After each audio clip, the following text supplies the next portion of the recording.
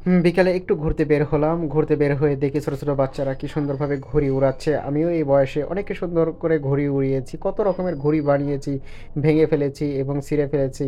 আসলে ঘুড়ি উড়াতে খুবই ভালো লাগে। এখানে একটি বড় ঘুড়ি উড়াচ্ছে এবং অবশ্যই সেই ঘুড়িটা আমি আর ভিডিও করা দেখে আমার কাছে নিয়ে চলে আসলো এবং এই পোলাটা আমার কাছে নিয়ে এসে বলতেছে, আঙ্কেল আমার টাও একটু ভিডিও করে দেন দেখি।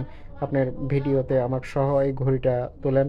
তো পরে আমি ওনাকে ভিডিও করলাম এবং আমার ভিডিওতে ওনাকে ধরলাম। উনি বড় একটি ঘুড়ি নিয়ে চলে আসলো আমার কাছে এবং সেই ঘুড়িটা দেখেন আমার কাছে নিয়ে চলে আসছে এবং এই ঘুড়িটা উড়াইয়া দিল। প্রথমে উড়লো না, তারপরে আমি একটা বুদ্ধি দিয়ে দিলাম এবং সেই বুদ্ধিতে ঘুড়িটা আকাশে উড়ে গেল। কারণ ঘুড়ি উড়াতে গেলে পরে অবশ্যই ঘুড়ির যে সুতাগুলো আছে ডান বামে এই সুতাগুলো যখনই দেখা যাচ্ছে যে ঘুরতেছে না, মাথা পাতলা হয়েছে, তখন তার মাথাতে অনেক কিছুই করে দিতে হয় এবং ডান বামে যে পাশে ঘুরে সে পাশের গিঁডুতে সুতাতে গিঁডু দিতে হয়।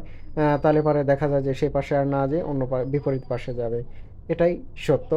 সুতরাং দেখেন চেষ্টা করতেছে অনেক উড়ানোর জন্যে। অবশ্যই উড়াতে সক্ষম ও হয়েছে তখনই যখন আমার কথা শুনেছে। এখন প্রসেসিং চলতেছে। এটাই বাস্তব।